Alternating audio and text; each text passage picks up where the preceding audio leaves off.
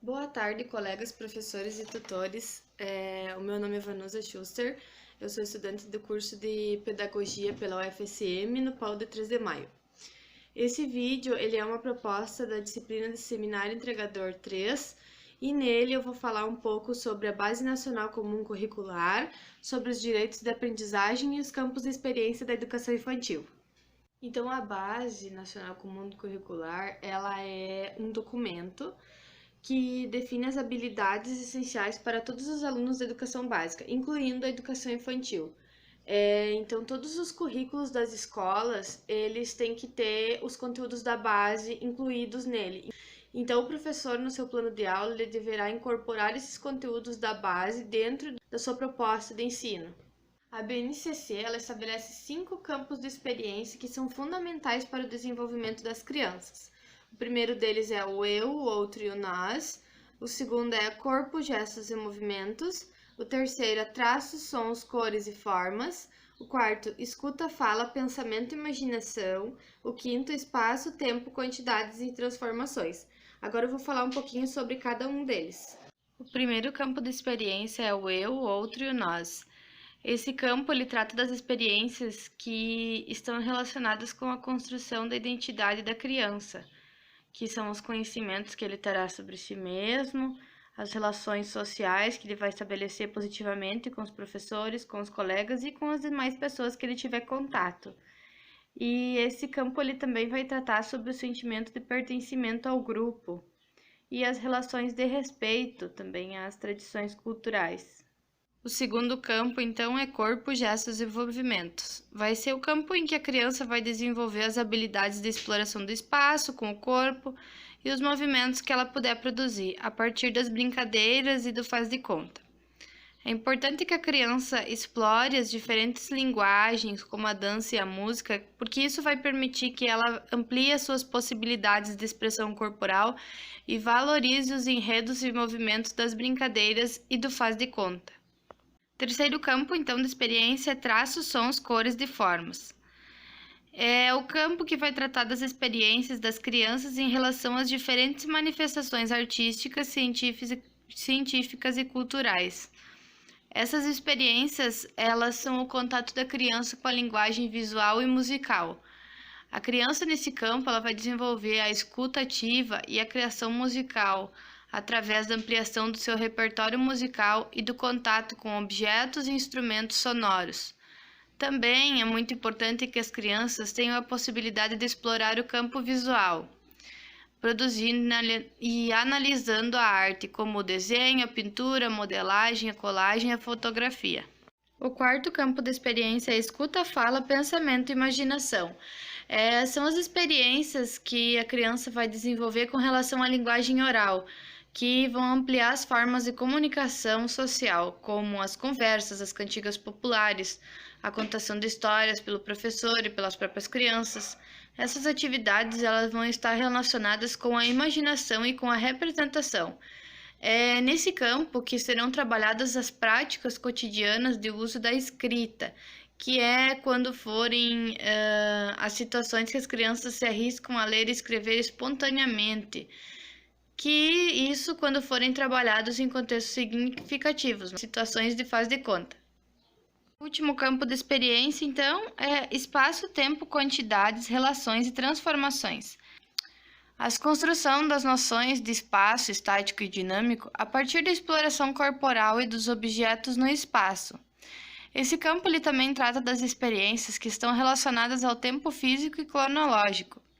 Além disso, a partir desse campo, a criança pode ampliar e construir novos conhecimentos sobre as medidas dos objetos, das pessoas e dos espaços. É aqui nesse campo que vão começar os primeiros contatos com os números e com as representações das quantidades. Com relação aos campos de aprendizagem, eu entendi que o professor ele não vai trabalhar esses campos de forma isolada, e sim uma atividade pode representar vários campos de experiência. Por exemplo, quando ele conta uma história, ele vai poder trabalhar as quantidades, além de trabalhar a imaginação, além de trabalhar a escuta, a fala e tantas outras coisas, cores, formas, enfim. Eu acho que Esses campos, eles devem ser trabalhados na sala de aula, mas eles devem ser trabalhados todos não de maneira isolada, e sim numa interdisciplinaridade. Agora eu vou falar sobre os direitos de aprendizagem das crianças na educação infantil. O primeiro direito de aprendizagem é o direito de conviver. Conviver com outras crianças e adultos, em pequenos e grandes grupos, utilizando diferentes linguagens, ampliando o conhecimento de si e do outro, o respeito em relação à cultura e às diferenças entre as pessoas.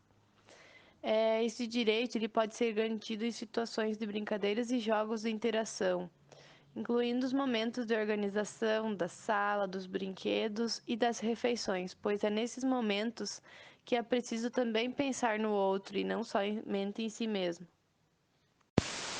O segundo direito da aprendizagem é o direito de brincar. Brincar cotidianamente, de diversas formas, com diferentes parceiros, sejam eles crianças ou adultos, em diferentes espaços e tempos, ampliando e diversificando assim o acesso a produções culturais, os conhecimentos, a imaginação, a criatividade, as experiências emocionais, as experiências sensoriais, corporais, expressivas, cognitivas, sociais e outras tantas. As brincadeiras, elas são essenciais na educação infantil e ela devem estar presente na rotina da criança. O adulto, ele tem o papel de planejar e variar essas brincadeiras e observar as crianças brincando sempre. O terceiro direito de aprendizagem é o direito de participar. O direito de participar ativamente com adultos e outras crianças do planejamento e da gestão da escola, das atividades propostas pelo professor, da realização dessas atividades no cotidiano da escola e também na escolha das brincadeiras, dos materiais, dos ambientes onde essas brincadeiras vão acontecer. Isso desenvolve diferentes linguagens e elabora o conhecimento, pois permite que a criança decida e se posicione acerca das coisas. O quarto direito de aprendizagem é o direito de explorar. Explorar movimentos, explorar gestos, sons, formas, texturas, cores, palavras, emoções, transformações, relacionamento, histórias, objetos, elementos da natureza. Na escola e fora dela, ampliando seus saberes sobre a cultura em suas diversas modalidades, as artes, a escrita, a ciência e a tecnologia. É fundamental, dentro desse direito, permitir que as crianças explorem sozinhas os diferentes materiais fornecidos pelo professor. Não é que nem antigamente que o professor senta na frente da sala e diz: isso é madeira, isso é papel, isso é isopor. Permitir que as crianças explorem esses objetos e também músicas, histórias, outros elementos da cultura. O quinto direito de aprendizagem é o direito de expressar. Expressar-se como sujeito dialógico, criativo e sensível. Expressar as suas necessidades, as suas emoções, os seus sentimentos, as suas hipóteses, as suas dúvidas, as descobertas e as opiniões.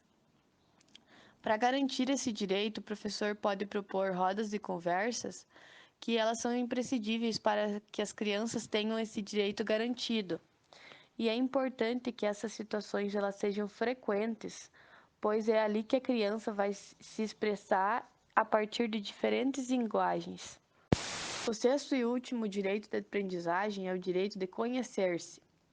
A BNCC diz que conhecer-se e construir a sua identidade pessoal, social e cultural, constituindo uma imagem positiva de si e de seus grupos de pertencimento. Nas diversas experiências de cuidados, interações, brincadeiras e linguagens vivenciadas na instituição escolar, em seu contexto familiar e comunitário. Para garantir esse direito, o professor precisa usar estratégias e pensar especificamente sobre esse direito. É importante que o professor ajude que as crianças percebam e aprendam aquilo que gostam a partir da observação e da criação de situações simples.